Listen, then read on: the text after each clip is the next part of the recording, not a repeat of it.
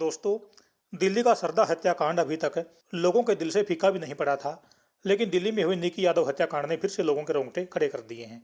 समाज में इंसान की शक्ल में शैतान भी रहते हैं और एक दिन इनका चेहरा लोगों के सामने आ ही जाता है, लेकिन तब तक वो किसी की जिंदगी खराब कर चुके होते हैं।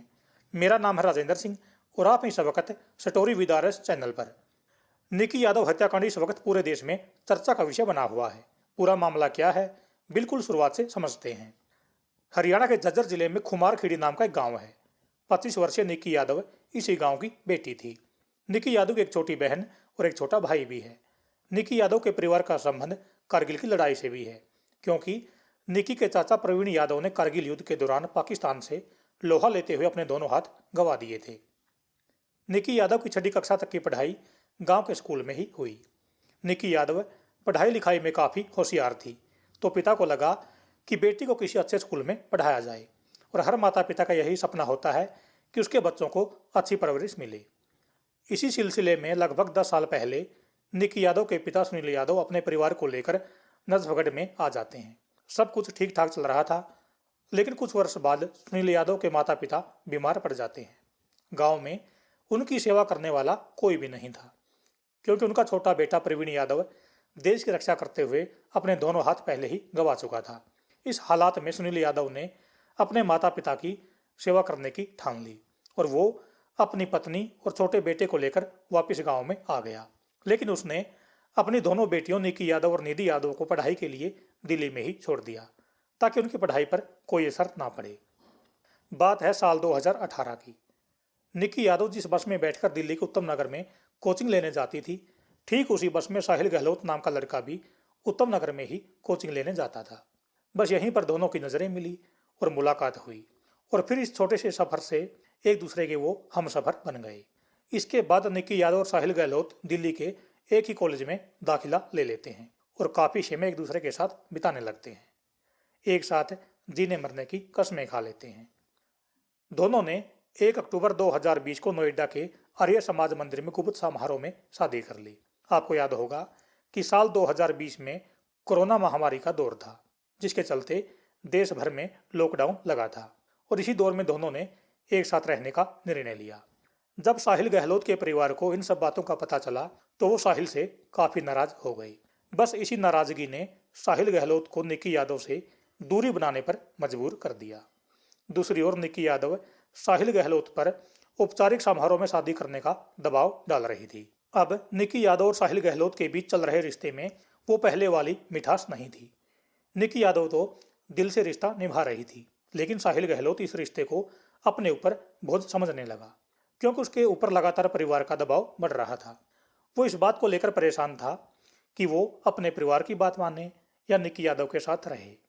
दिसंबर 2022 में साहिल गहलोत के परिवार ने निकी यादव को नजरअंदाज करते हुए बहादुरगढ़ में साहिल की शादी के लिए एक लड़की देख ली और रिश्ता पक्का कर दिया। साहिल के परिवार ने लड़की वालों से भी ये बात छुपा ली कि साहिल पहले से ही शादीशुदा है। ना ही साहिल गहलोत ने निकी यादव को बताया कि उसके परिवार ने उसका रिश्ता किसी और के साथ पक्का कर दिया है। अब इस शादी के रास्ते में सबसे बड़ा रोड़ा थी निकी यादव। निकी यादव को रास्ते से हटाने के लिए साहिल गहलोत ने अपने परिवार और दोस्तों के साथ मिलकर जो योजना बनाई, उसने लोगों के रोंगटे खड़े कर दिए। 9 फरवरी 2023 को 24 वर्षीय साहिल गहलोत की सगाई हो जाती है।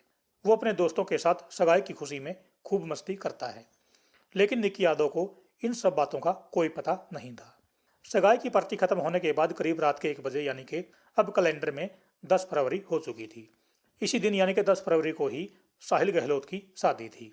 तो वो कार लेकर उत्तम नगर में निकी के कमरे पर पहुंचता है। कमरे पर निकी के साथ उसकी छोटी बहन निधि भी मौजूद थी। फिर साहिल गहलोत सुबह के 5 बजे निकी यादव को लेकर निजामुद्दीन रेलवे स्टेशन पर पहुंचता है, क्योंकि निकी यादव उस दिन गोवा जाने वाली थी और 7 बजे की उसकी ट्रेन थी।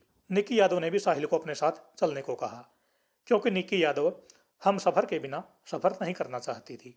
लेकिन साहिल की नज़रों में निकी यादव के साथ ये आखिरी सफर था। रेलवे स्टेशन पहुंचने के बाद साहिल ने टिकट ना मिलने का बहाना बनाया और गोवा जाने का प्लान रद्द कर दिया। फिर साहिल ने कहा कि कोई बात नहीं, हम हिमाचल प्रदेश के टूर पर चलते हैं। हिमाचल जाने के लिए निकी यादव और साहिल गहलोत आनंद विहार के बस अड्डे पर पहुंचते हैं। यहाँ पर आने के बाद उनको पता चलता है कि हिमाचल के लिए बस तो उनको कश्मीरी गेट से मिलेगी। दूसरी ओर घर वाले बारात की तैयारी में लगे थे, लेकिन साहिल गहलोत घर पर नहीं था। तो घर वाले साहिल के पास फोन करने लगे, लेकिन साहिल के पास निक्की थी। वो कुछ देर फोन उठाने की हिम्मत नहीं कर पाया।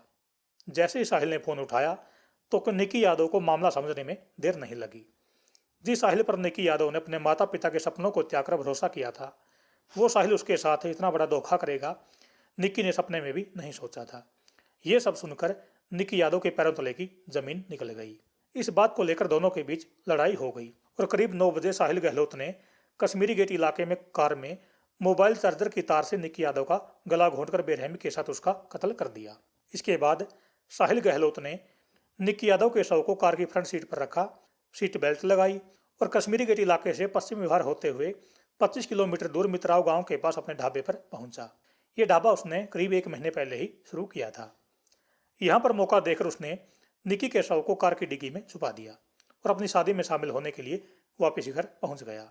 सोचिए, जो साहिल अपना घर बसाने की तैयारी में लगा था, उस साहिल के हाथ खून से रंगे थे, लेकिन उसने किसी को शक नहीं होने दिया कि उसने इतना बड़ा कांड किया है। साहिल गहलोत अपनी नई नवेली दुल्हन को लेकर घर आ जाता है, लेकिन अब तक इस कसाई का काम अधूरा था। जब घर वाले सो गए तो वो रात के करीब 3:30 बजे दूसरी कार लेकर निक्की यादव के शव को ठिकाने लगाने के लिए उसी ढाबे पर वापस पहुंच जाता है। शव को कार की डिग्गी से बाहर निकालता है और फ्रिज में रख देता है। इसके बाद वो निक्की यादव का फोन निकालता है और उसके मोबाइल से सारा डाटा डिलीट कर देता है।